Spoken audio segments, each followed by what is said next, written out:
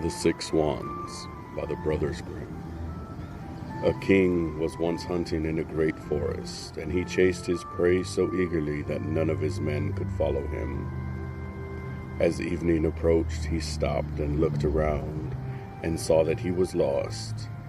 He looked for a way out of the woods, but he could not find one. Then he saw an old woman with a bobbing head who approached him. She was a witch. "My dear woman," he said to her, "can you show me a way through the woods?" "Oh yes, your majesty," she answered, "I can indeed. However, there is one condition, and if you do not fulfill it, you will never get out of these woods and die here of hunger." "What sort of condition is it?" asked the king.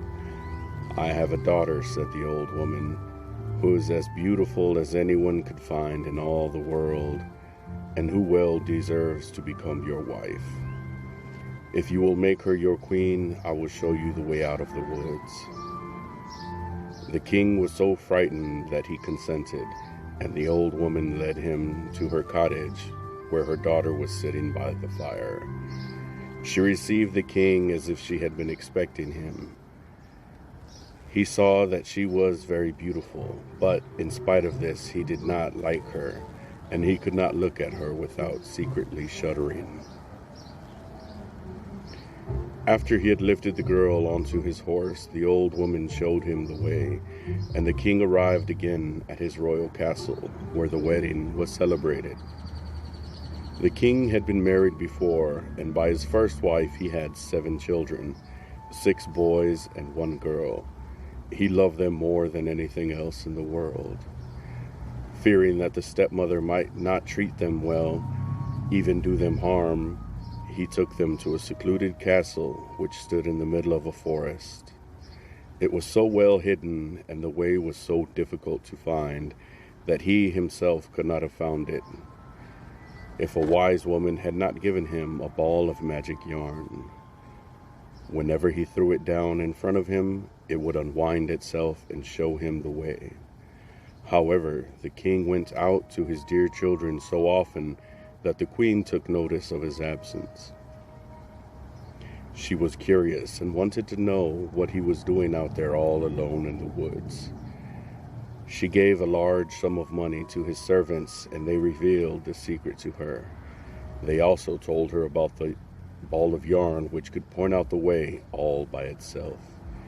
She did not rest until she discovered where the king kept the ball of yarn.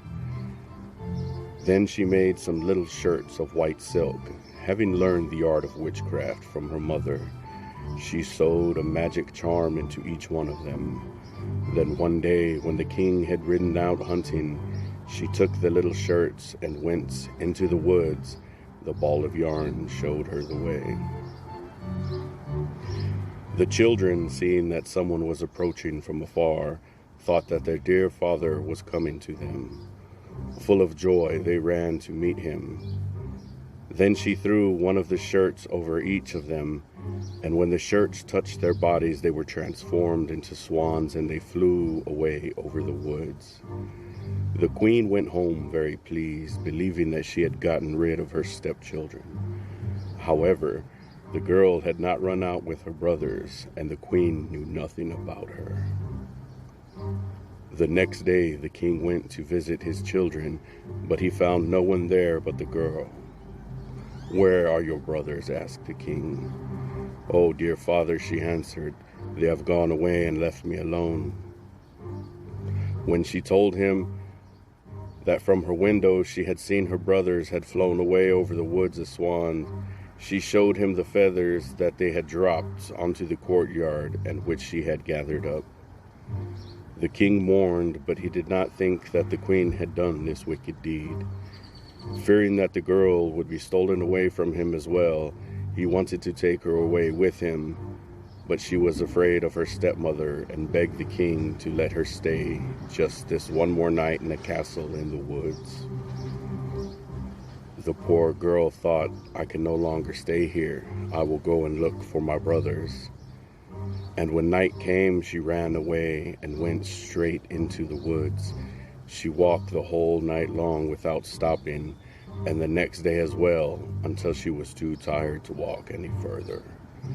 Then she saw a hunter's hut and went inside. She found a room with 6 little beds, but she did not dare get into them. Instead, she crawled under one of them and lay down on the hard ground where she intended to spend the night. The sun was about to go down when she heard a rushing sound and saw 6 swans flying through the window. Landing on the floor, they blew on one another and blew all their feathers off. When their swan skins came off just like shirts, the girl looked at them and recognized her brothers. She was happy and crawled out from beneath the bed. The brothers were no less happy to see their little sister, but their happiness did not last long. "You cannot stay here," they told her. "This is a robber's den. If they come home and find you, they will murder you." "Can't you protect me?" asked the little sister. "No," they answered. "We can take off our swan skins for only a quarter hour each evening. Only during that time do we have our human forms. After that, we are again transformed into swans." Crying, the little sister said, "Can you not be redeemed?" "Alas, no," they answered. "The conditions are far too difficult. You would not be allowed to speak or laugh for 6 years, and in that time you would have to sew together 6 little shirts from asters for us. And if a single word were to come from your mouth, all your work would be lost." After the brothers had said this, the quarter hour was over, and they flew out the window again as swans. Nevertheless, the girl firmly resolved to redeem her brothers, even if it should cost her her life. She left the hunter's hut, went to the middle of the woods, seated herself in a tree, and there spent the night. The next morning, she went out and gathered asters and began to sew. She could not speak with anyone, and she had no desire to laugh. She sat there, looking only at her work. After she had already spent a long time there, it happened that the king of the land was hunting in these woods. His huntsmen came to the tree where the girl was sitting. They called to her, saying, "Who are you?" But she did not answer. "Come down to us," they said. "We will not harm you." She only shook her head. When they pressed her further with questions, she threw her golden necklace down to them, thinking that would satisfy them. But they did not stop.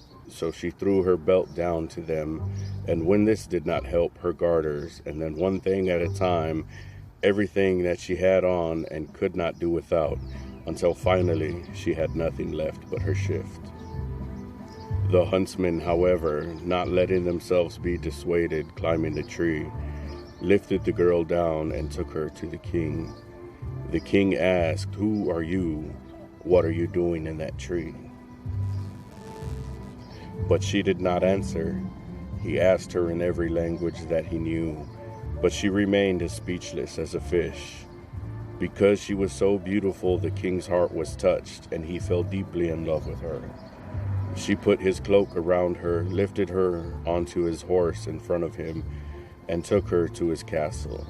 There he had her dressed in rich garments, and she glistened in her beauty like a bright daylight, but no one could get a word from her. At the table, he seated her by his side, and her modest manners and courtesy pleased him so much that he said, "My desire is to marry her and no one else in the world." A few days later, they were married. Now the king had a wicked mother who was dissatisfied with the marriage and spoke ill of the young queen. "Who knows," she said, "where the girl cannot speak comes from? She is not worthy of a king." A year later, after the queen had brought her first child to the world, the old woman took it away from her while she was asleep and smeared her mouth with blood. Then she went to the king and accused her of being a cannibal. The king could not believe this and would not allow anyone to harm her. She, however, sat the whole time sewing on the shirts, caring for nothing else. The next time when she again gave birth to a beautiful boy, the deceitful mother-in-law did the same thing. But the king could not bring himself to believe her accusations. He said, "She is too pious and too good to do anything like that. If she were not speechless, and if she could defend herself, her innocence would come to light." But when the old woman stole away a newly born child for the third time, and accused the queen, who did not defend herself with a single word, the king had no choice but to bring her to justice, and she was sentenced to die by fire. When the day came for the sentence to be carried out, it was also the last day of the 6 years during which she had not been permitted to speak or laugh, and she had thus delivered her dear brothers from the magic curse. The 6 shirts were finished. The only thing left was one sleeve missing. When she was led to the stake, she laid the shirts on her arm, standing there as the fire was about to be lighted. She looked around, and 6 swans came flying through the air. Seeing that their redemption was near, her heart leapt with joy. The swans rushed towards her, swooping down so that she could throw shirts over them. As soon as the shirts touched them, their swan skins fell off, and her brothers stood before her in their own bodies, vigorous and handsome. However, the youngest was missing his left arm. In its place, he had a swan's wing. They embraced and kissed one another. Then the queen went to the king, who was greatly moved, and she began to speak, saying, "Dear husband, now I may speak and reveal to you that I am innocent and falsely accused." Then she told him of the treachery of the old woman who had taken away their 3 children and hidden them. Then, to the king's great joy, they were brought forth. As a punishment, the wicked mother-in-law was tied to the stake and burned to ashes. But the king and the queen, with her 6 brothers, lived many long years in peace and happiness.